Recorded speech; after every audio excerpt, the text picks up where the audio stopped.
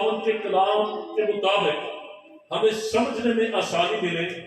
کہ خداوند خدا کے نزدیک جو روزہ ہے وہ کیا ہے اور کیسا روزہ ہے جو خدا چاہتا ہے کہ ہم رکھیں، اور پھر اس کے بعد ہم نئے عہد نامہ میں خداوند یسوع مسیح نے جو روزہ کے متعلق تعلیم دی ہم اس کو بھی دیکھیں۔ میرے عزیزوں، روزہ کے لیے سب سے پہلی بات میں یہ بات بتانا چاہوں گا، خداوند کا خادم ہوتے ہوئے بائبل مقدس میں ہمیں کوئی ایسی تعلیم نہیں ملتی کہ یہ جو روزوں کا مہینہ ہے یا یہ 40 دن ہے ان میں جو شیطان ہے وہ بند ہو جاتا ہے۔ سب سے پہلی بات ہم ان دنوں میں ہم اگر خداوند یسوع مسیح کو بھی دیکھتے ہیں جب 40 دن اور 40 رات وہ بیابان میں رہا، اس نے وہاں پر فاقہ کیا تو آزمانے والا بھی ساتھ ساتھ پھرتا رہا، اور بالآخر جب اس نے دیکھ لیا کہ اب وہ وقت آ گیا ہے، اس نے آ کر خداوند یسوع مسیح کی آزمائش کی۔ مجھے ایسا محسوس ہوتا ہے بائبل مقدس کے اس واقعہ کی روشنی میں کہ جب ہم روزہ رکھتے ہیں تو شاید ہم ابلیس کے زیادہ نشانے پر ہوتے ہیں، اس لیے ہمیں زیادہ محتاط ہونے کی ضرورت ہے۔ اور روزہ کے لیے اس حوالہ کو جب پڑھا گیا تو پادری صاحب سے میں نے یہ کہا، جب مجھے آنے سے پہلے وہ پوچھ رہے تھے تو میں نے کہا کہ آپ اس کو پورے کا پورا پڑھیں، اور میں آپ سے بھی گزارش کروں گا کہ وقتاً فوقتاً آپ گھر جا کر کلام مقدس کے اس حصہ کو ضرور پڑھتے رہیں، کیونکہ روزہ صرف اور صرف یہ ایک جسمانی مشقت کا نام نہیں یا صرف اور صرف بھوکے رہنے کا نام نہیں۔ بائبل مقدس میں جو روزے ہم دیکھتے ہیں وہ 24 گھنٹے کا، 8 پہر کا، اور اس سے آگے پھر کئی دنوں تک کا روزہ ہمیں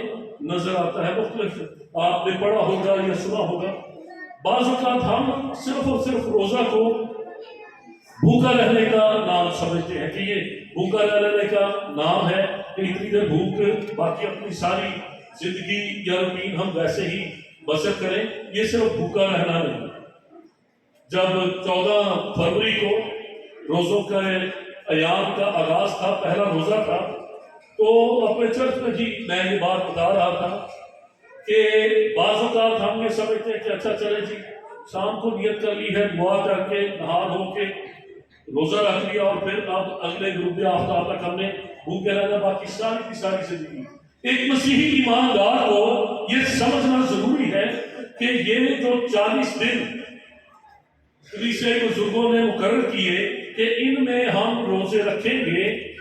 اس میں انسان کی ایک روحانی پریکٹس، یا آج کل ہم دیکھتے ہیں کہ فٹنس پر بہت زیادہ ہم توجہ دیتے ہیں، یہ روحانی فٹنس کے لیے ایک ایسا ورک آؤٹ پیریڈ ہے، ایک سائیکولوجیکل طریقہ کار ہے کہ کسی شخص کو اگر آپ 40 دن تک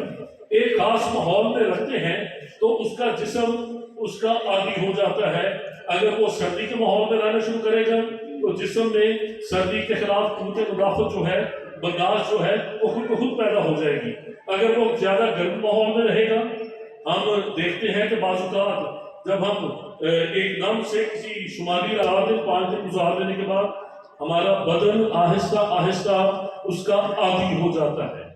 اسی طرح سے مجھے یاد ہے ہماری شادی کو 25 سال سے زیادہ کا عرصہ ہو گیا، اور ہم نے اپنی جو لوگ ہمیں پرانا جانتے ہیں بڑی دیر سے، بھائی دلبر صاحب یہاں پر موجود ہیں، اور بھائی سلیم فرانسس، اور اس طرح کے ہمارے جو بہن بھائی جو ہمیں بڑی بھائی شفیق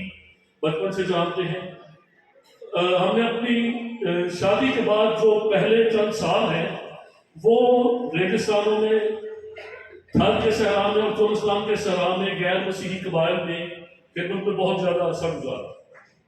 اور کئی دن ہم جا کر ہفتوں وہاں پر رہتے، ان لوگوں کے ساتھ بیٹھتے، کھاتے پیتے رہتے، اور خداوند کے کلام کی خدمت۔ تو ایک دم سے بڑی گرمی محسوس ہوتی تھی، لیکن دوسرے تیسرے چوتھے دن ہمیں آہستہ آہستہ اس گرمی کی عادت پڑ جاتی ہے، اور پھر ہم اس کے یوزڈ ہو جاتے ہیں۔ تو یہ 40 دن کا جو عرصہ ہے، جب ہم اپنے آپ کو ایک